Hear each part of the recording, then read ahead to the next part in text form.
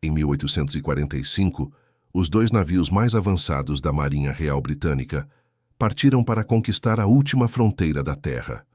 3 anos depois, seus destroços foram encontrados com marcas inconfundíveis de canibalismo. Este foi o erro fatal que condenou 129 homens no Ártico. Nos próximos 10 minutos, vamos desvendar a cadeia de decisões desastrosas e o erro crucial de planejamento que transformaram uma jornada de glória em um dos maiores pesadelos da história da exploração.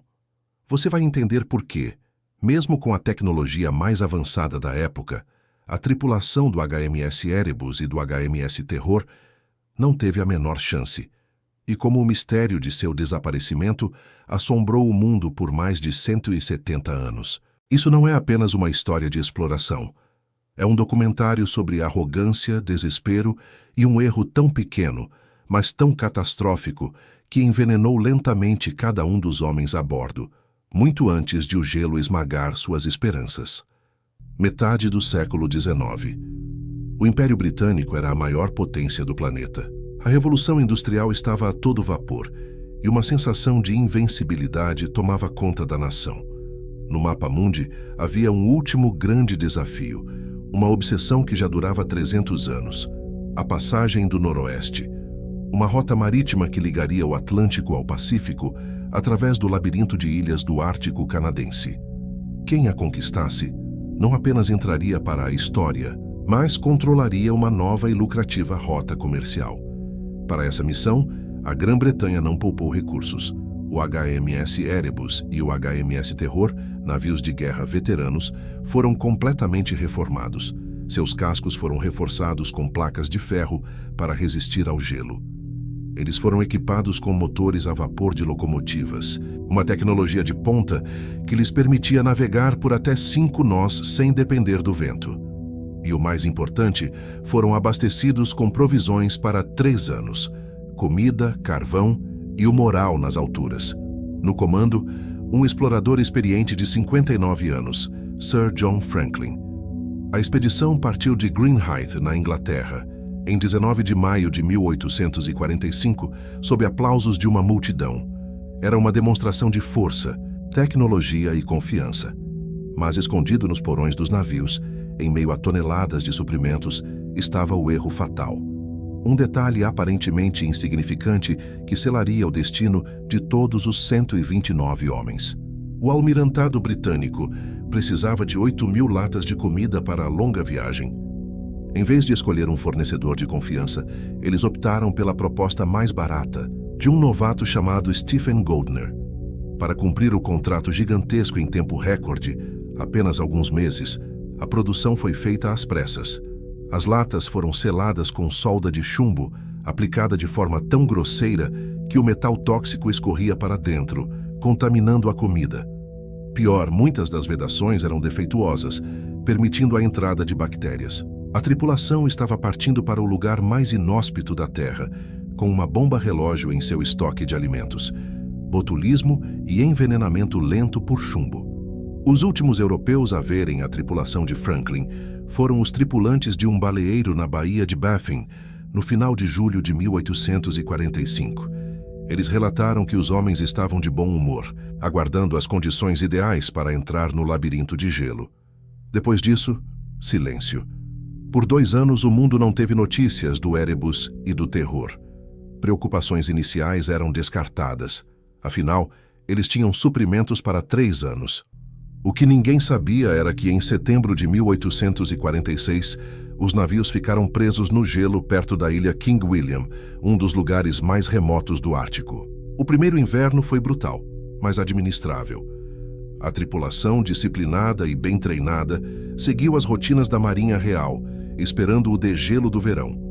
Imagine a cena: 129 homens confinados em 2 navios de madeira, cercados por um deserto branco e silencioso, com a temperatura caindo para 40 graus negativos.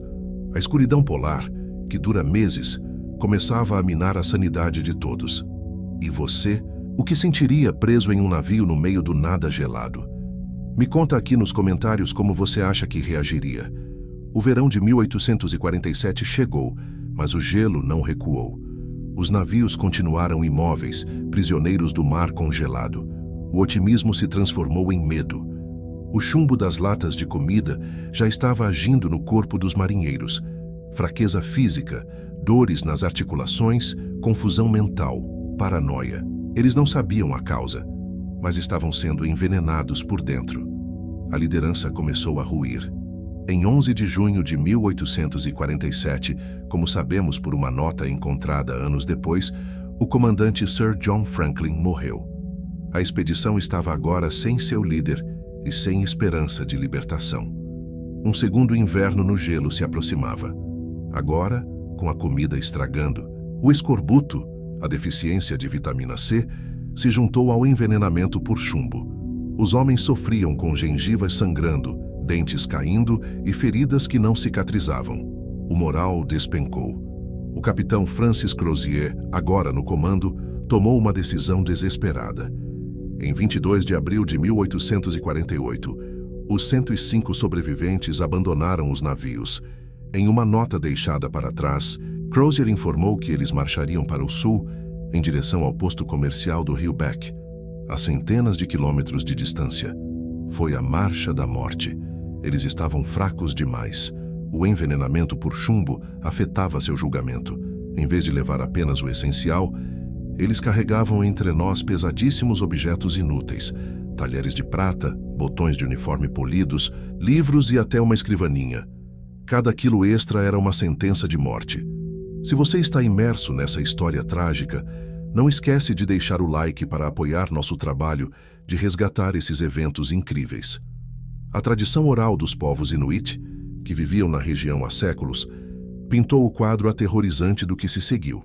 Eles contaram aos primeiros exploradores que os encontraram sobre grupos de homens brancos, cambaleando pelo gelo como fantasmas.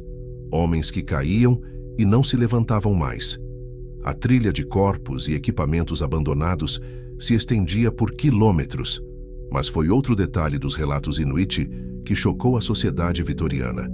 Eles falaram de potes com restos humanos e ossos que pareciam ter sido roídos. O explorador John Rae, em 1854, foi o primeiro a trazer essas histórias para a Inglaterra. A evidência de canibalismo. A ideia de que heróis da Marinha Real Britânica, a força mais civilizada do mundo, pudessem ter recorrido a tal ato era impensável. A viúva de Franklin, Lady Jane, liderou uma campanha feroz para desacreditar Rae e os relatos Inuit, retratando-os como selvagens mentirosos. Mas as evidências eram irrefutáveis. Décadas depois, arqueólogos encontraram os acampamentos dos sobreviventes na ilha King William. E lá estavam os ossos humanos, muitos deles com marcas de facas, arranhões e fraturas consistentes com a remoção de carne. Pensa nisso por um segundo. Homens da nação mais poderosa do planeta, que partiram com a melhor tecnologia, reduzidos ao ato mais primitivo de sobrevivência. O erro fatal nas latas de comida não apenas os condenou à morte, ele os despojou de sua humanidade no processo. Por mais de 170 anos, o local exato do naufrágio do Erebus e do Terror permaneceu um dos maiores mistérios da história. Dezenas de expedições de busca falharam. A história se tornou lenda. Até que, em 2014, o impossível aconteceu. Uma equipe de busca canadense, guiada pelas histórias orais dos Inuit, que a sociedade vitoriana tanto desprezou, encontrou o HMS Erebus. Ele estava quase intacto, repousando no fundo do mar, a apenas 11 metros de profundidade. 2 anos depois, em 2016, o HMS Terror foi encontrado a 24 metros de profundidade, em uma condição de preservação ainda mais espetacular. Pratos ainda estavam nas prateleiras, garrafas em seus suportes. As águas congelantes do Ártico criaram uma cápsula do tempo.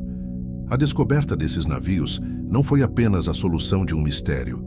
Foi a validação final da história oral Inuit e a prova definitiva da tragédia que se abateu sobre a tripulação. As investigações nos destroços continuam até hoje, revelando, pouco a pouco, os últimos dias a bordo. A história da expedição Franklin é um conto sombrio sobre a ambição humana confrontada pela força implacável da natureza. Mostra como a arrogância de um império, A confiança cega na tecnologia e um erro de planejamento aparentemente pequeno podem levar à catástrofe absoluta. Esses eventos moldaram o mundo em que vivemos. Se você é fascinado por documentários que desvendam os bastidores e os erros críticos por trás dos grandes momentos da história, inscreva-se agora no canal e ative o sino. Cada vídeo é uma nova investigação sobre os momentos que quase mudaram tudo. A Expedição Franklin nos ensina uma lição brutal sobre os limites do poder humano. Mas e se o erro não viesse da natureza, mas de uma máquina? No nosso próximo vídeo, vamos analisar o incidente de 1983, em que um erro de computador quase iniciou a Terceira Guerra Mundial. Você não vai querer perder. Até lá!